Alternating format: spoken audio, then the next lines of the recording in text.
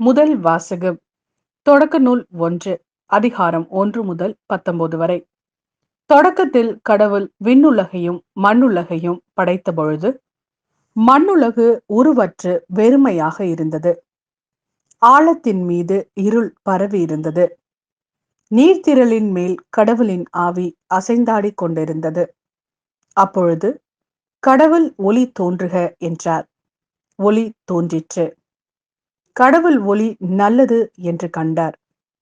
கடவுள் ஒளியையும் இருளையும் வெவ்வேறாக பிரித்தார். கடவுள் ஒளிக்கு பகல் என்றும் இருளுக்கு இரவு என்றும் பெயரிட்டார். மாலையும் காலையும் நிறைவுற்று முதல் நாள் முடிந்தது.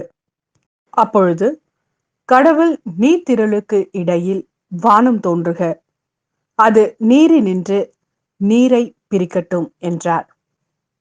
கடவுள் வானத்தை உருவாக்கி வானத்திற்கு கீழ் உள்ள நீரையும் வானத்திற்கு மேல் உள்ள நீரையும் பிரித்தார். அது அவ்வாறே ஆயிற்று.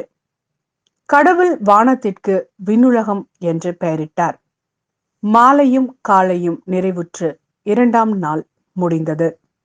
அப்பொழுது கடவுள் விண்ணுலகுக்கு கீழுள்ள நீர் எல்லாம் ஓரிடத்தில் ஒன்று சேர உலர்ந்த தரை தோன்றுக என்றார். அது அவ்வாறே ஆயிற்று. கடவுள் உலர்ந்த தரைக்கு நிலம் என்றும் ஒன்று திரண்ட நீருக்கு கடல் என்றும் பெயரிட்டார். கடவுள் அது நல்லது என்று கண்டார்.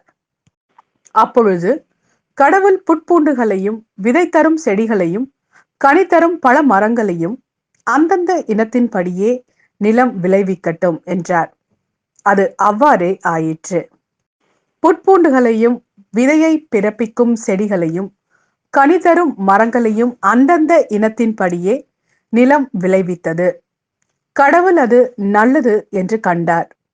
மாலையும் காலையும் நிறைவுற்று மூன்றாம் நாள் முடிந்தது.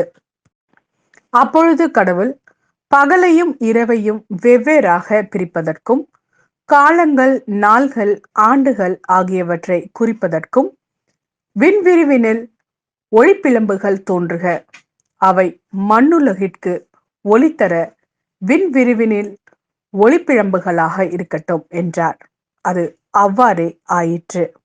கடவுள் இரு பெரும் ஒளிப்பிழம்புகளை உருவாக்கினார். பகலை ஆழ்வதற்கு பெரிய ஒளிப்பிழம்பையும் இரவை ஆழ்வதற்கு சிறிய ஒளிப்பிழம்பையும் மற்றும் விண்மீன்களையும் அவர் உருவாக்கினார். கடவுள் மண்ணுலகிற்கு ஒளித்தர விண்ணுலக வானத்தில் அவற்றை அமைத்தார். பகலையும் இரவையும் ஆழ்வதற்கும் ஒளியையும் இருளையும் வெவ்வேறாக பிரிப்பதற்கும் அவற்றை அமைத்தார். கடவுள் அது நல்லது என்று கண்டார். மாலையும் காலையும் நிறைவுற்று நான்காம் நாள் முடிந்தது. இது ஆண்டவரின் அருள்வாக்கு. இறைவா, உமக்கு நன்றி. மார்க் எழுதிய நற்செய்தி அதிகாரம் 6 திருவசனங்கள் 53 முதல் 56 வரை. அவர்கள் மறுகரைக்கு சென்று கெனசரேத்து பகுதியை அடைந்து படகை கட்டி நிறுத்தினார்கள்.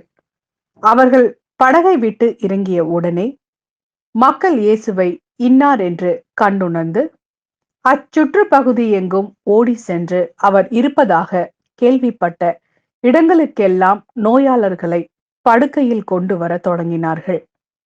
மேலும் அவர் சென்ற ஊர்கள் நகர்கள் பட்டிகள் அனைத்திலும் உடல் நலம் குன்றியோரை பொது விடங்களில் கிடத்தி அவருடைய மேலுடையின் ஓரத்தையாவது அவர்கள் தொட அனுமதிக்குமாறு அவரை வேண்டினார்கள்.